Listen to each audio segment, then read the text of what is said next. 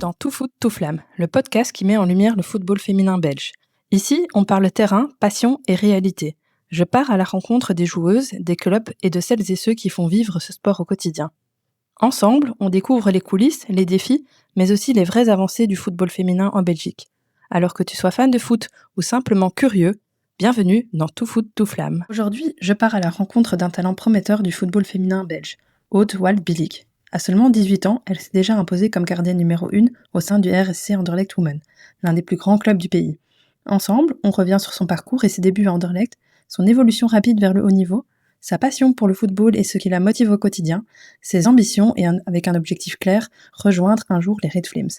Mais derrière les performances, il y a aussi une réalité moins visible. On aborde également la gestion entre l'école et le football de haut niveau, la pression, les sacrifices et l'équilibre à trouver. Sa maturité impressionnante malgré son jeune âge, un échange authentique avec une joueuse qui garde les pieds sur terre tout en visant toujours plus haut. Bonne écoute. Bonjour Aude, je suis super contente de t'accueillir dans ce podcast 100% dédié au football féminin belge. Avant d'en savoir un peu plus sur ton parcours, est-ce que tu peux te présenter sans utiliser le mot football ? Oula, ça va être compliqué. Donc, je m'appelle Aude Wald-Billik. J'ai 18 ans et compliqué de dire ça sans le mot football parce que je pense que ça me correspond un peu à toute ma vie. Et je suis une jeune fille, on va dire, avec beaucoup d'énergie, qui aime la vie, ma famille, mes amis et qui profite aussi du beau temps. Et du coup, quel est ton métier ? Du coup, je suis footballeuse professionnelle pour Anderlecht. Très bien. Alors, on va revenir justement sur ton parcours. Quand est-ce que tu as commencé à jouer au foot, etc. D'où ça te vient, cette passion ? Parce que pour en faire son métier à presque 16 ans, c'est que ça doit être une passion. Dis-nous un peu comment tu as commencé le foot. J'ai commencé le foot grâce à mon frère, parce qu'il jouait souvent dans le jardin et tout ça, donc forcément j'ai été un peu attirée. Et chaque fois j'allais aussi aux entraînements avec lui pour regarder. Et j'ai forcé avec mes parents pour me mettre aussi à l'entraînement. Et donc forcément ils n'étaient pas trop d'accord, parce qu'une fille avec des garçons c'était un peu compliqué. Mais j'ai réussi à les convaincre et donc j'ai rejoint Anderlecht Ezel. Ah oui, ok, donc tu as directement commencé à Anderlecht avec des filles ou avec des garçons à ce moment-là ? Non, Anderlecht Ezel, il y avait à ce moment-là que des garçons. Et donc là, tu commences dans un club classique, entraînement une fois par semaine, un petit match le week-end. Comment ça se passe ? Si je me souviens bien, c'était déjà un peu professionnel, parce qu'Anderlecht Ezel était quand même en coordination avec Nerped. Ok. C'était quand même 3 entraînements, je pense. Ah oui, donc c'était déjà très sérieux, très intense, quoi. Non, j'ai direct été dans une équipe qui était bien encadrée, avec quand même des règles et un truc bien, une grosse formation. Donc ouais, 3 entraînements et le match de championnat le week-end. Et donc à ce moment-là, ton frère joue aussi au football, enfin vous suivez, vous avez combien d'écart de différence ? Il me semble 2 ans et quelques mois. Donc il est un peu juste au-dessus de toi. Oui. Ok, donc tu le suis. Tu commences à quel poste ? J'ai commencé en tant que joueuse, parce que mes parents ils voulaient pas non plus direct me mettre dans les goals. J'ai été joueuse, j'ai adoré. Et à un moment donné, on avait besoin d'un gardien pour un tournoi. Et avec mon caractère, je pense que c'était aussi un peu la place qui m'était destinée et j'ai adoré aussi. Et t'as senti ça comment ? On va dire que c'était un peu une excitation parce que c'est un poste que personne a, vu que tout le reste est des joueurs, c'est un peu la même chose.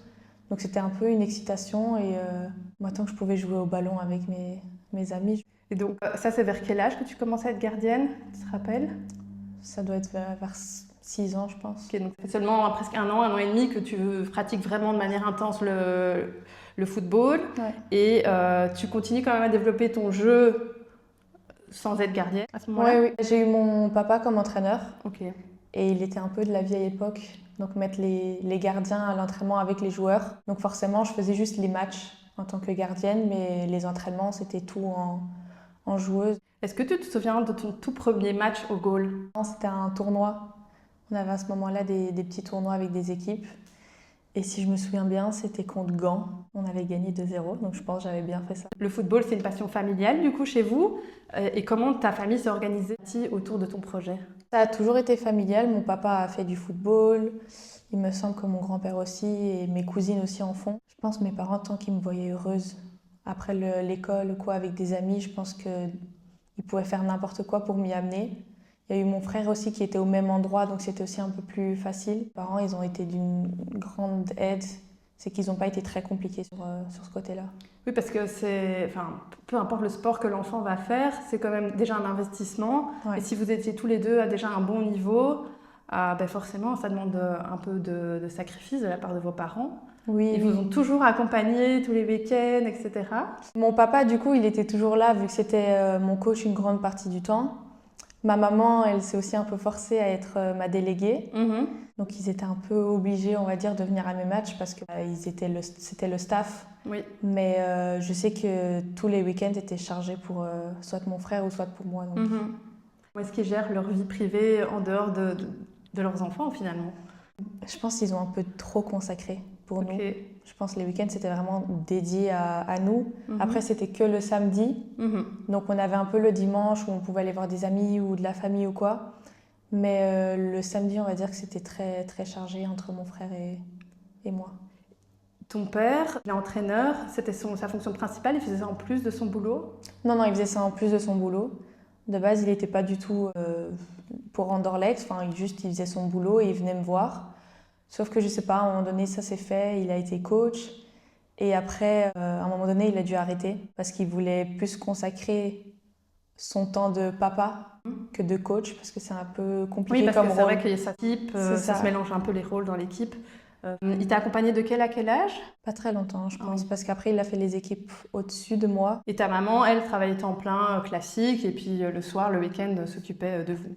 Ouais, c'est ça. Elle travaillait et le week-end, c'était...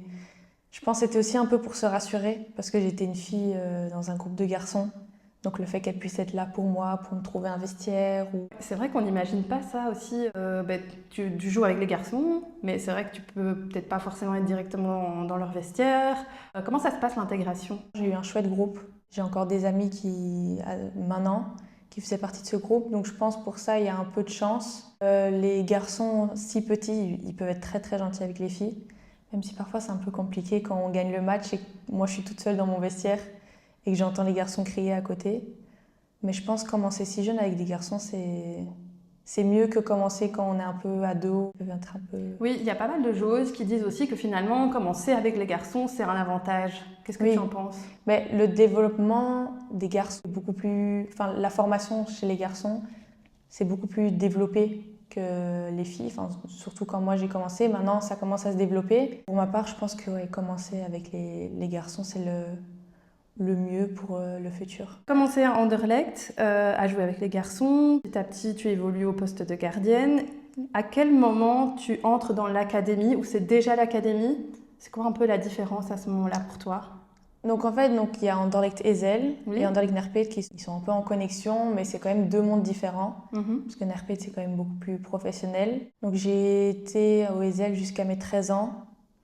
Là-dessus, il y avait plus d'équipes plus âgées. Donc j'ai dû partir 2 ans à Dilbeek, où là-dessus j'étais encore aussi avec les garçons, avec une équipe plus âgée que moi. Et Anderlecht est venu me retrouver pour les faire venir chez les filles.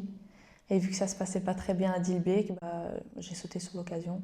Ta scolarité, comment ça se passe? Beaucoup de sacrifices. C'était très... Parfois, ça peut être très dur parce que je rate souvent les voyages ou les fêtes d'école parce que il fallait que j'aille à l'entraînement ou les matchs. Donc j'ai fait beaucoup de sacrifices, mais d'un côté, c'était bien parce que ça me permettait aussi de me libérer et de penser à autre chose que le foot. Et comment ça se passe au niveau justement scolaire? Qu'est-ce que tu as suivi comme parcours? Une scolarité, je pense, tout à fait normale. J'ai été en école générale jusqu'à ma 4e secondaire, où là-dessus, ça devenait aussi un peu compliqué parce que j'entrais dans le noyau A d'Anderlecht et que les entraînements, c'était la journée, le matin. Donc à ce moment-là, je devais rater des heures de cours. Et ça a commencé à être compliqué pour l'école, mais aussi pour moi mentalement. Donc j'ai été vers une école, je pense pas que c'est professionnel, entre professionnel et sport-études. Et donc à ce moment-là, j'avais beaucoup plus facile pour partir à l'entraînement et revenir. Et c'était aussi une école en partenariat avec Anderlecht. Ça, c'est toi qui as dû faire le choix de partir en sport-études. C'est pas quelque chose qu'on vous impose au niveau du staff d'Anderlecht? Non, on nous conseille fortement de le faire. Ils ont des propositions d'écoles qu'ils nous ont données. Je me suis rapprochée, j'étais dans une école plus proche d'Anderlecht. Donc c'est un choix personnel, mais le club nous conseille fortement. Oui, c'est un choix personnel et aussi pratique au final. Aussi. Ouais. Mais donc là, tu dois aussi recommencer une intégration avec des nouvelles copines. Enfin, l'école classique, quand on a 16 ans, c'est pas toujours évident non plus. Avec un statut aussi de gardienne. Comment ça se passe? On va dire que j'ai eu de la chance, je connaissais déjà une fille dans la classe où j'allais. Mais c'est sûr que c'est compliqué d'intégrer une nouvelle classe, surtout que la moitié du temps, j'étais pas en classe. Donc venir seulement 3-4 heures par jour, c'est un peu compliqué. Mais Donc on revient à tes 16 ans, premier contrat pro avec Anderlecht, c'est très jeune. Ici sur les 2-3 dernières années, on a vu pas mal de jeunes comme toi signer, même à 15 ans et 9 mois, Ouais. je pense que vous avez, c'est ça, hein? ouais, je pense bien. Elles ont aussi signé assez jeunes. Comment est-ce que tu vis ça? Ça faisait déjà un moment que je m'entraînais avec le noyau A. Donc forcément, je connaissais déjà un peu le groupe et comment ça fonctionnait. Je ne réalisais pas encore à ce moment-là que je signais un contrat pro et que je commençais vraiment à devenir professionnelle, à faire du foot ma vie. Donc je pense que j'étais encore un peu dans le déni, vu que je ne jouais pas les matchs spécialement non plus. Qui t'accompagne à ce moment-là? Pas vraiment le jour du contrat, enfin le jour de la signature du contrat, mais autour, comment est-ce que ça se prépare? Mes parents surtout, Oui. ma famille, même s'ils ne connaissaient pas spécialement cette partie-là du foot, parce que quand nous on voit le foot, c'est juste les matchs, mais pas vraiment l'intérieur, tout ce qui est contrat et tout ça. Donc mes parents m'ont fort aidé là-dessus. Ton contrat pro, quelle est la différence finalement entre le jour d'avant et le jour d'après? Au niveau organisationnel, est-ce qu'il y a des choses différentes? Est-ce qu'il y a des choses que tu ne peux plus faire, que tu dois faire? Il y a des choses que je peux plus faire, oui. Mais après, je pense que le jour avant et le jour après n'a pas spécialement changé, vu que j'étais déjà, on va dire, comme si j'étais une joueuse pro.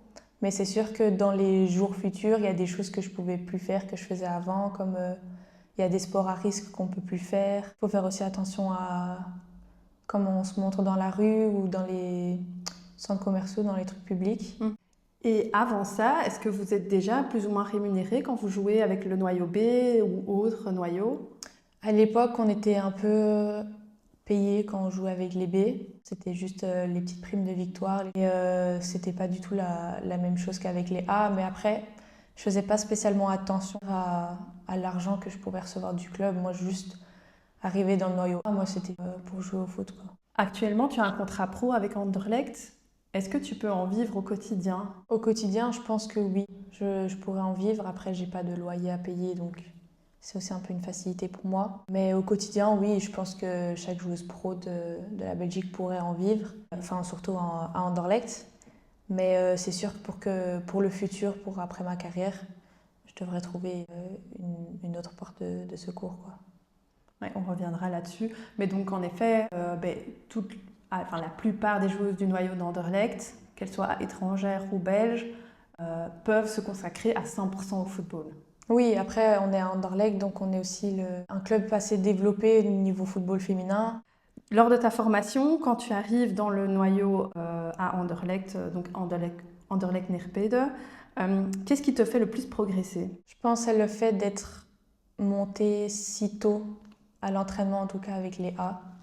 Je suis montée, je pense, à 14 ans. Donc, être à 14 ans dans une équipe où la moyenne est de 25 ans, je pense que ça m'a fait beaucoup progresser, même si au début, c'était très compliqué de s'adapter. C'est ce qui m'a fait progresser. Tu arrives dans un noyau aussi, comme tu le dis, plus âgé. Est-ce que tu as une barrière de la langue à ce moment-là? Oui, forcément, à 14 ans, je parlais ni anglais, ni néerlandais, c'était pas... Donc, j'avais que le français, mais... Franchement, il y a beaucoup de francophones ou même des personnes qui ne parlaient pas français qui ont essayé de m'intégrer. Donc pour ça, il n'y a pas eu de souci. Regarde un match du RC Anderlecht féminin, women. Tu peux voir quand même que tu as un bon jeu au pied. Tu oses sortir sur l'attaquante assez souvent. Est-ce que tu as déjà eu un carton rouge à cause de ça? J'ai déjà eu un carton rouge, mais ce n'était pas spécialement à cause de ça. Avec les U18, je pense, en Coupe de Belgique. J'avais fait quelque chose d'assez bête. J'étais sortie et après, le ballon m'est un peu lobé et j'ai mis les mains alors que j'aurais pas dû parce que j'étais en dehors de mon rectangle. Ceux qui n'ont peut-être pas l'image et qui n'ont peut-être jamais vu jouer Aude, elle n'a vraiment pas peur du ballon et quand l'attaquante arrive seule face au goal, elle va sortir, elle va prendre de la place. Et c'est assez impressionnant, surtout quand on sait que tu as à peine 18 ans ou que tu avais moins de 18 ans quand c'est arrivé. Qui t'a orienté vers ce style de jeu? Ça fait partie de mon caractère. Aussi, le fait, je pense, d'avoir joué avec les garçons, ça m'a forgé un caractère que j'aurais pas eu, je pense, si j'avais été avec les filles. Je me souviens bien, ton premier match en tant que pro, c'est contre le Standard. Quel souvenir tu en gardes? C'est assez compliqué parce que déjà de base, je devais pas jouer ce match. J'ai été prévenue, je pense, le soir d'avant que je jouais. Donc j'étais très stressée.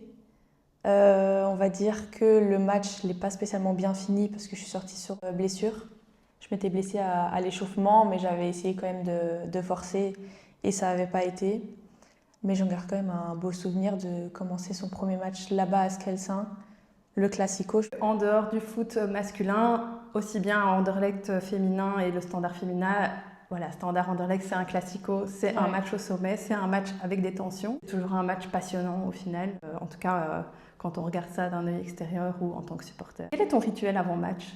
Aucun rituel, rien du tout. Je suis une fille qui stresse pas spécialement avant un match, qui est même parfois trop cool avant un match, donc j'ai pas spécialement de rituel, juste on écoute de la musique dans le vestiaire, je parle avec mes copines, mais c'est tout. Le premier match pro, donc c'était en 2023. Pendant cette année-là, donc tu continues aussi à parfois jouer avec l'équipe B. Ouais. Quelle est la différence pour toi au quotidien, sur le terrain, en dehors du terrain, entre les deux équipes? Après, je jouais le week-end avec les B, mais en soi, la semaine, je la faisais normalement. Donc pour moi, ça ne changeait pas énormément de si je jouais avec les A ou pas, parce que je ne connaissais pas aussi spécialement ça faisait quoi de jouer avec les A. Donc pour moi, c'était juste tout à fait normal de faire ça. Quelle est la semaine type pour toi? Actuellement, on a entraînement tous les jours, 3 fois l'après-midi et 2 fois c'est le matin. Le samedi, match, et dimanche, un peu de repos où je passe du temps avec ma famille ou mes amis. En dehors des entraînements, qu'est-ce que le staff propose aux joueuses? En dehors des entraînements, on a donc, l'entraînement sur le terrain, mais on a aussi tout ce qui est en salle ou parfois des programmes individuels à la maison. Après, quand c'est pas dans nos heures d'entraînement, on est assez libre sur ce qu'on fait. On doit faire quand même attention à ce qu'on fait, à pas se fatiguer non plus trop. Là, on est assez autonome. Et d'un point de vue nutrition, est-ce que vous êtes accompagné? On peut être accompagné si on en a besoin, mais je pense que dans l'équipe, on fait quand même assez attention à ce qu'on mange pas, on sait ce qui est bon ou pas. Il n'y a pas un contrôle qui est fait nécessairement, voilà, parfois on entend que vous êtes pesé, etc. Ça, il y a quand même? Oui, on est pesé. Après, je pense que ils peuvent voir ça si on court ou pas sur le terrain ou un peu à l'œil nu. Je sais que parfois, quand on prend un peu trop de poids ou quoi, ils nous mettent soit au régime, soit ils nous disent de faire attention ou de faire des exercices supplémentaires. Mais il n'y a pas eu spécialement de cas comme ça dans l'équipe. Oui, c'est toujours dans un but sportif. Oui, c'est ça, et on est aussi dans un cadre professionnel, on sait pourquoi on est là. Donc forcément, si on veut en faire un peu notre métier, il faut mettre du sien et pas faire n'importe quoi en dehors.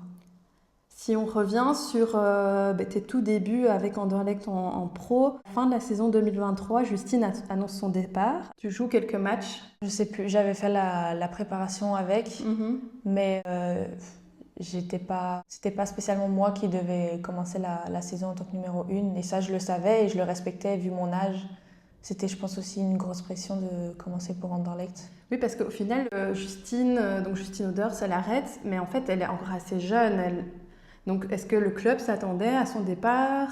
Comment est-ce que toi, tu l'as vécu en te disant, moi, je suis gardienne, est-ce que je vais avoir cette place de numéro 1?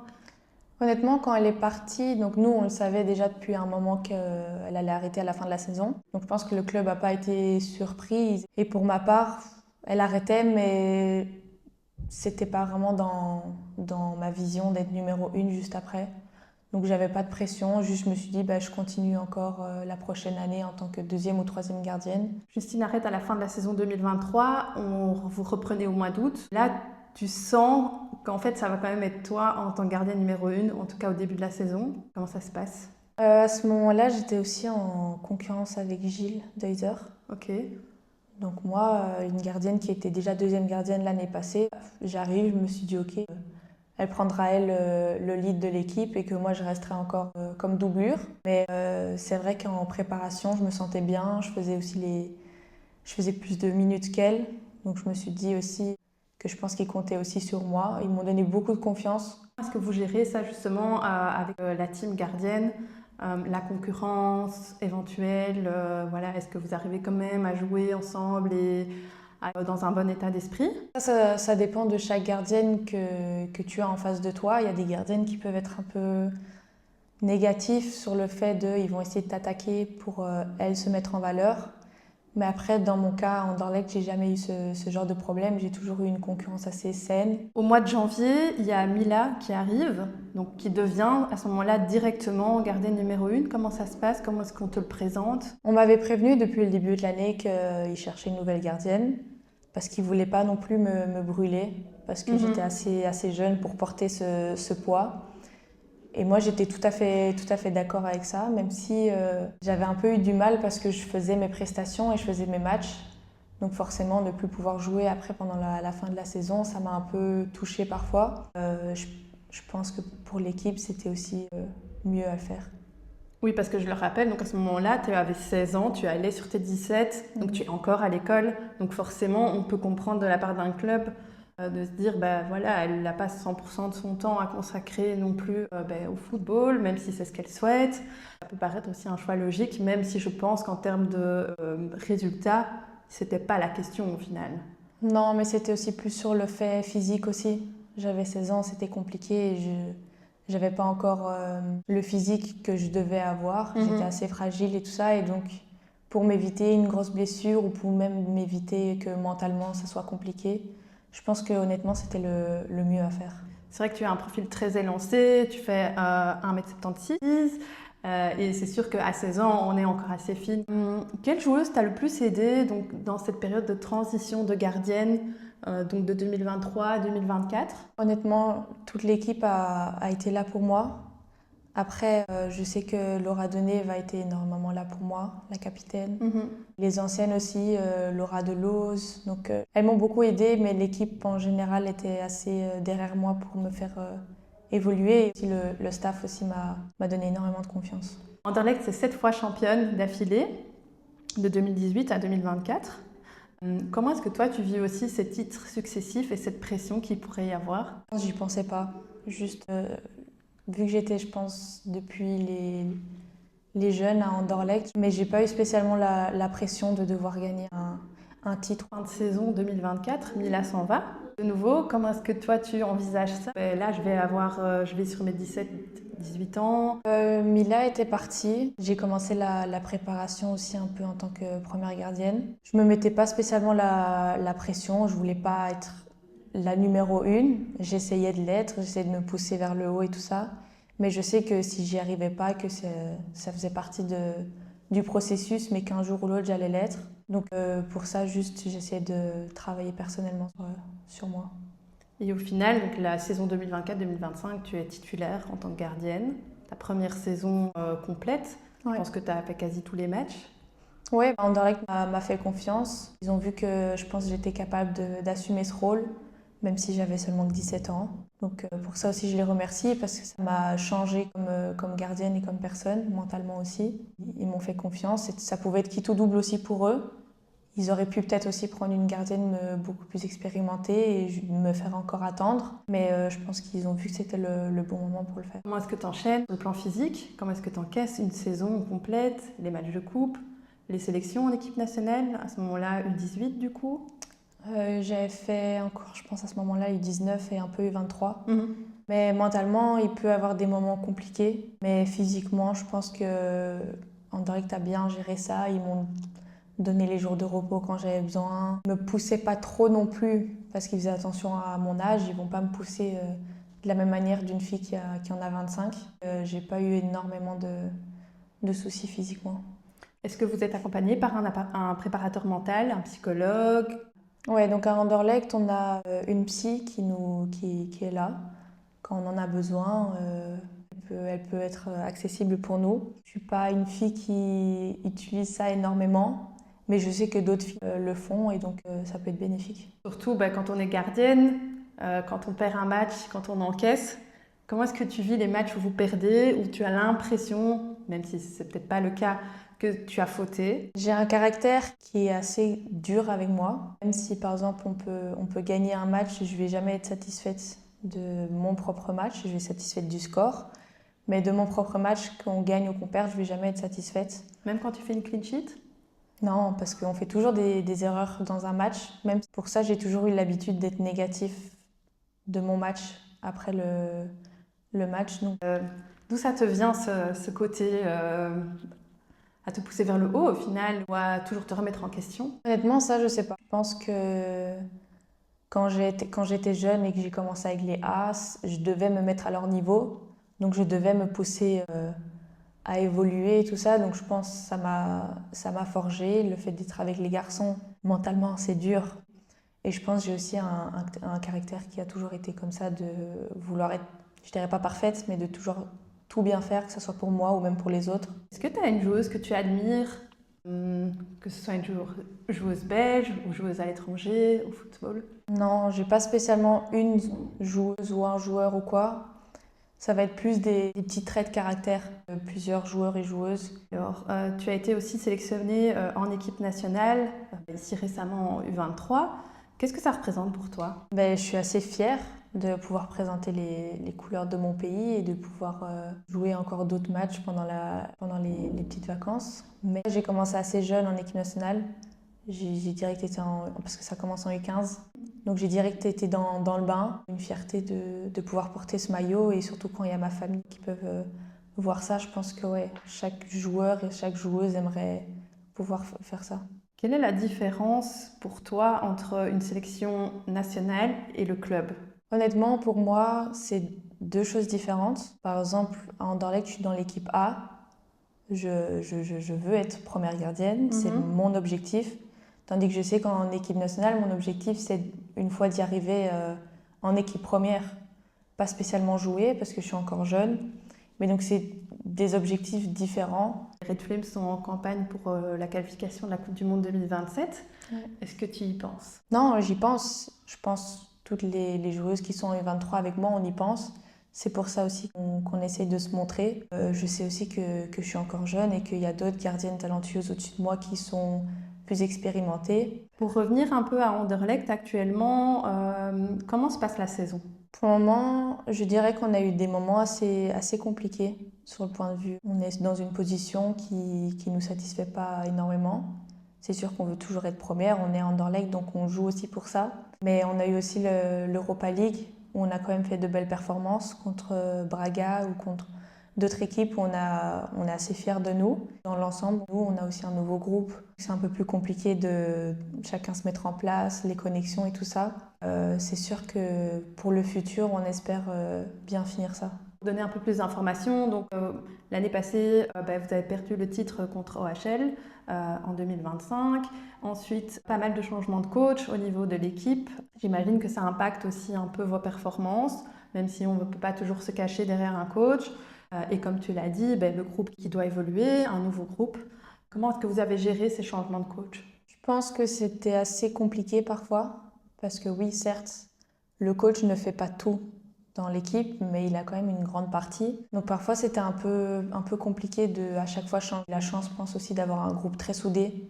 On a beaucoup de filles qui sont expérimentées, qui peuvent aussi un peu tenir la baraque. Et L'année passée, vous jouiez encore à l'académie. Le club, j'imagine, a décidé de vous mettre à Dens. Pour ceux qui ne situent pas, c'est près de Gand. De nouveau, comment est-ce que l'équipe gère ça? de mon côté, jouer à l'académie, c'était pas le terrain plus professionnel, on va dire, parce qu'il y avait encore les jeunes qui jouaient dessus. On ne pouvait pas accueillir autant de supporters que maintenant. Donc personnellement, non, moi je suis très contente qu'on puisse jouer là-bas. C'est certes un peu loin de notre centre d'entraînement, mais niveau qualité de terrain, niveau qualité des infrastructures, je pense que c'est le mieux pour nous. Et comment ça se passe, juste d'un point de vue pratique, quand vous devez aller jusque là-bas? Donc il y a des filles qui habitent à côté, donc ils vont direct là-bas en voiture. Et je sais qu'on a un petit groupe qui ne veulent pas spécialement conduire avant un match, ça peut être fatigant, mais il y a des filles qui le gèrent bien. Mais on a droit à un minibus qui nous conduit à Dens. Donc pour ça, ils ont assez bien géré la situation. Et vos entraînements se passent où ça? Au centre d'entraînement à Nerpé Ok. d'en haut avec les pros, les garçons. Mhm. Est-ce qu'il y a encore cette petite frontière entre les garçons et les filles à l'entraînement Oui. dans la salle de musculation? Oui. Bah, on est dans le... Donc en fait, on a 2 centres d'entraînement. Mhm. On a en bas pour les plus jeunes et pour les filles, je pense, les jeunes. Mhm. Mais en haut, on a droit à être avec les garçons à partir de U16, je pense, et l'équipe B des filles. Mais c'est sûr que parfois c'est un peu compliqué avec les garçons parce qu'on peut peut-être pas se retrouver au même endroit au même moment. Et notre programme fait en sorte aussi qu'on les croise pas spécialement. Aussi le club fait qu'on est une grande famille et qu'on se respecte mutuellement. Donc Oui, là-dessus, vous avez quand même pas mal de soutien, que ce soit des garçons ou du staff. oui, ça c'est pas sûr. complètement à part, c'est pas complètement écarté. Non, ben on est dans le même bâtiment. Quand Mhm. on se croise, parfois on parle ou des choses comme ça. Donc il n'y a pas ce côté froid Mhm. entre les filles et les garçons. C'est plus sur le côté physique où bah, quand on est en salle de muscu, on aimerait avoir aussi un peu notre moment sans spécialement être embêté par les garçons. Au niveau de ta vie perso, comment est-ce que tu gérais l'école, le foot, les amis, ta vie privée, tes sorties, loisirs? Ça peut être compliqué parce que quand on est jeune comme ça, on fait beaucoup de sacrifices. Maintenant, j'ai plus l'école, donc je peux me consacrer à mes amis, ma famille et mon travail, le foot. Mais c'est sûr que quand j'étais à l'école, je mettais un peu de côté, on va dire, les moments avec les amis ou avec la famille. Ça pouvait être un peu dur par moment, mais je sais pourquoi je le faisais et j'espérais un jour que mes sacrifices puissent payer. Mais donc c'est sûr que quand on est jeune et qu'on aimerait faire le foot notre vie, il y a beaucoup, beaucoup de sacrifices à faire. Est-ce que tu as droit quand même à un bal de réto, à une petite sortie de temps? Pour le bal de réto, on n'a pas eu de bal de réto dans notre école. Oui. Mais je sais que par exemple le voyage réto, j'ai pas pu le faire parce que je devais être présente au foot. Ça faisait partie de mon contrat et j'étais payée pour faire ça. Mais j'ai quand même eu droit à des petites sorties avec mes amis ou de temps à autre. Est-ce que c'est parce que tu es joueuse pro que tu sors peut-être moins, ou au final tu te dis même sans ça dans ma vie, j'aurais peut-être pas fait autant la fête? Je suis une fille qui fait pas spécialement la fête, à sortir en boîte de nuit, ça je fais jamais. Même si je pense que si j'avais fait un autre sport ou pas du tout de sport, je pense que je suis pas une fille qui est comme ça.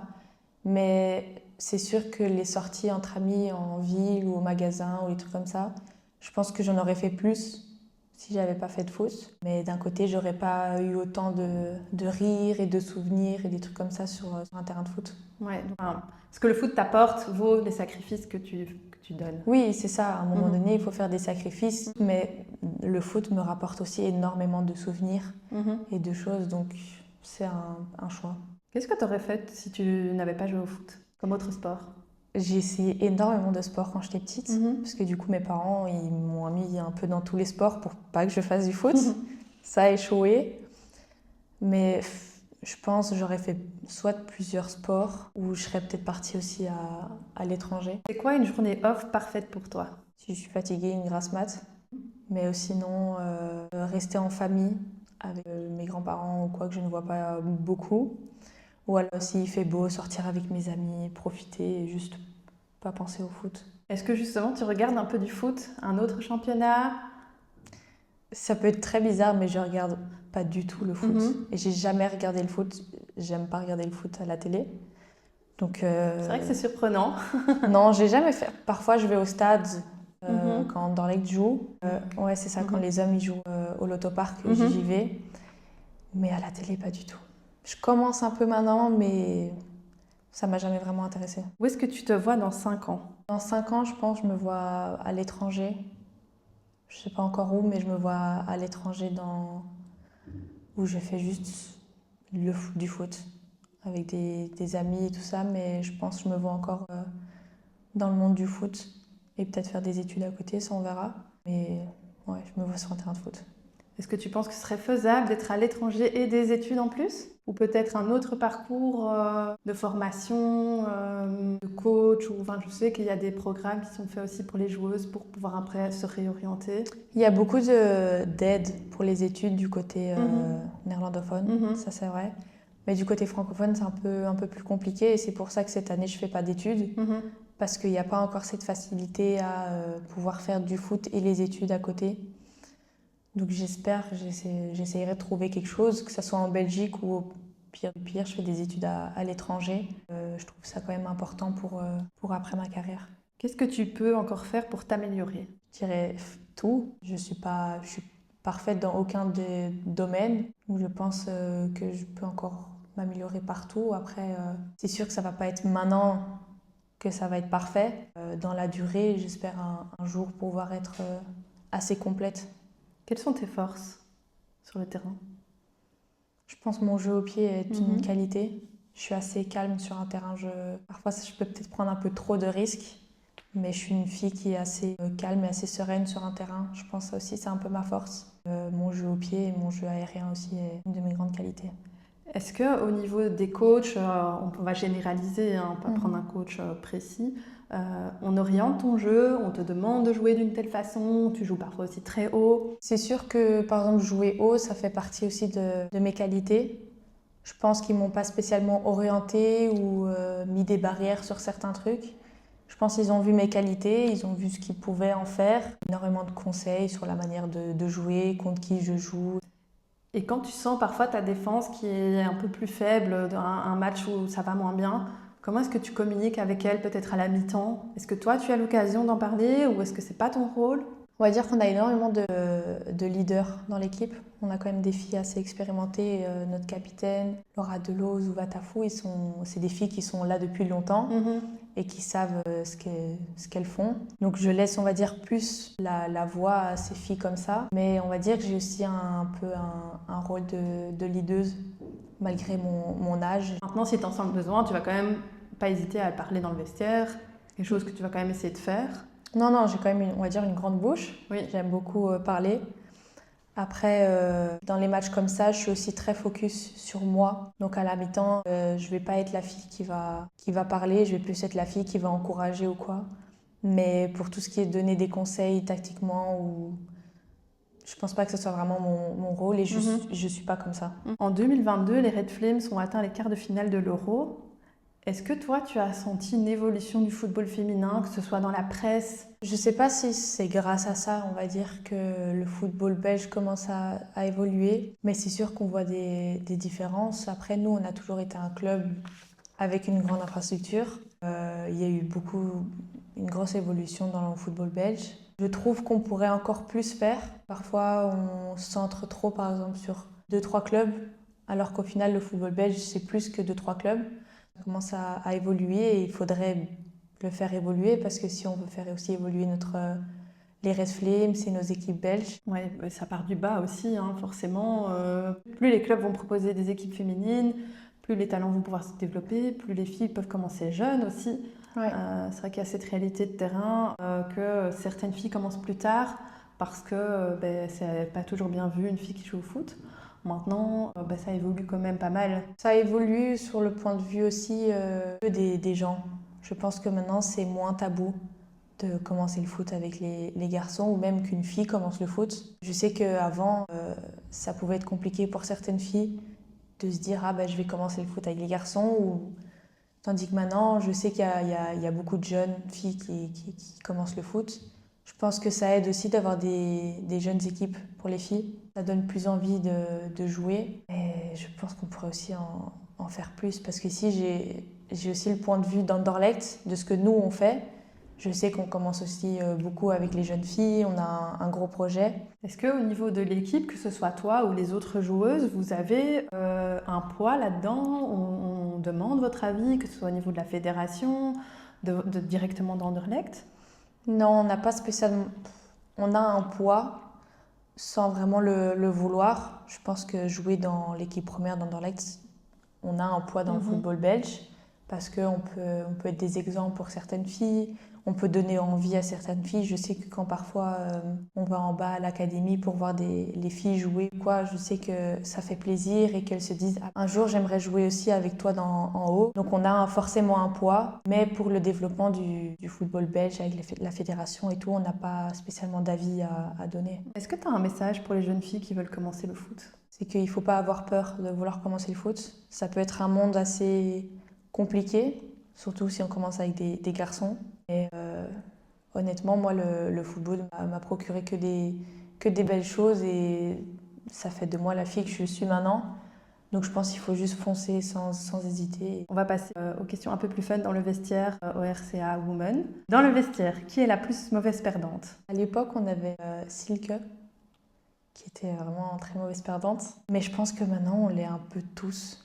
Je sais que moi, je le suis. Carlène, elle est aussi, parce qu'elle est très compétitive. Ok.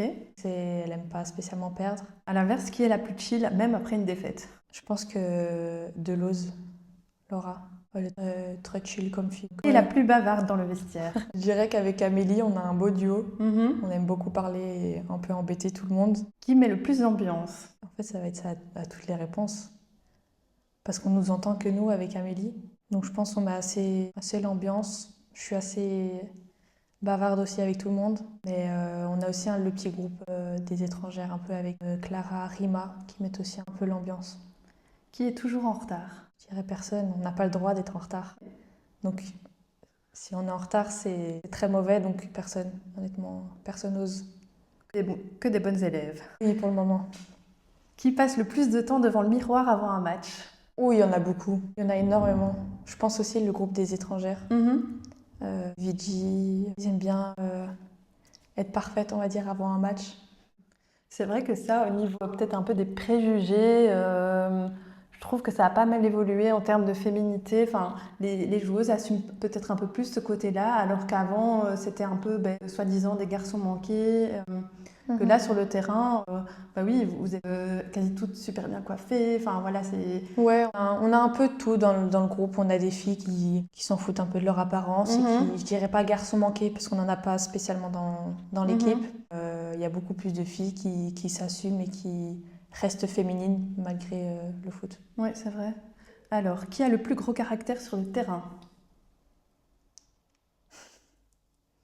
Gros caractère, c'est pas négatif, mais je pense que Carlène est une fille qui s'exprime énormément, que ce soit positif ou négatif. Qui râle le plus contre l'arbitre? Amélie. Amélie, 100%. C'est une Française. Elle aime énormément parler, parfois un peu trop. Qui a les pires goûts musicaux? Ça, c'est un problème de génération, je pense.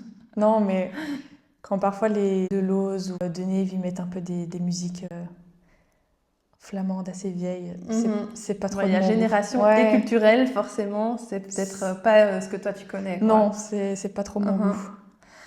Qui serait la première à oublier un entraînement? Je dirais Cardia, Michaela. Elle n'ouvre jamais son téléphone. Et donc parfois, je pense que elle pourrait se tromper ou elle pourrait dormir alors que le matin, on est en entraînement. Enfin, vos semaines sont quasi toutes les mêmes, quand tu expliquais un peu... Ouais, c'est plus ou moins chaque semaine les mêmes. Après, parfois, on a des jours où il y a un tout petit peu l'heure qui change parce qu'il faut s'adapter aussi avec les autres équipes. Ou parfois, on a des jours de congé.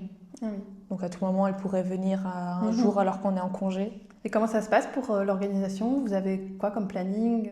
Via quoi ça fonctionne?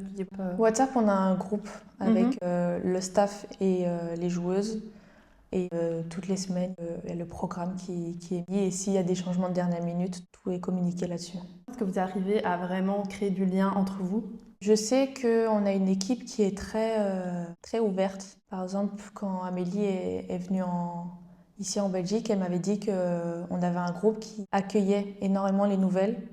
Après, c'est sûr qu'il y a des mini-groupes qui se font. Il y a le groupe des francophones, les étrangères qui sont aussi un peu plus entre elles. Ça, il y a la langue et ça, parfois, on ne peut rien y faire. Et il y a les affinités aussi. Je devais partir en vacances avec une seule coéquipière, ça serait qui? Je dirais pas avec Amélie. C'est mon duo, mais je pense que tous les jours, je pourrais pas la supporter comme elle pourrait pas me supporter. Je dirais Béatrice Marton, une jeune. Pour conclure, où est-ce qu'on peut te suivre? On peut me suivre sur Instagram, Aude-Walbilic. J'ai aussi un compte TikTok qui s'appelle aussi Aude-Walbilic. Sur YouTube, je sais qu'il y a des vidéos de moi. Et aussi, parfois, il y a les matchs sur DAZN le samedi où on pourrait suivre moi et mon équipe. Merci Aude pour cette conversation. Si vous souhaitez assister à la finale de la Coupe de Belgique du foot féminin et voir Aude et son équipe en action sur le terrain, je vous donne rendez-vous le 30 mai à l'Easy Arena, le stade de La Louvière. Vous avez également la possibilité de regarder un match de play-off par week-end gratuitement sur DAZN ou via Move TV. Je mettrai toutes les informations utiles dans la description de cet épisode. Merci beaucoup. Quelques jours après cet enregistrement, Aude a annoncé son départ pour le club féminin Leipzig en Allemagne. On lui souhaite une belle aventure là-bas et je voulais encore la remercier pour sa disponibilité et son temps. Merci d'avoir écouté cet épisode. Si ça t'a plu, n'hésite pas à t'abonner au podcast pour ne rien manquer des prochains épisodes. Tu peux aussi laisser un like, un commentaire ou partager autour de toi. C'est ce qui aide vraiment à faire grandir le foot féminin en Belgique. On se retrouve très bientôt pour un nouvel épisode.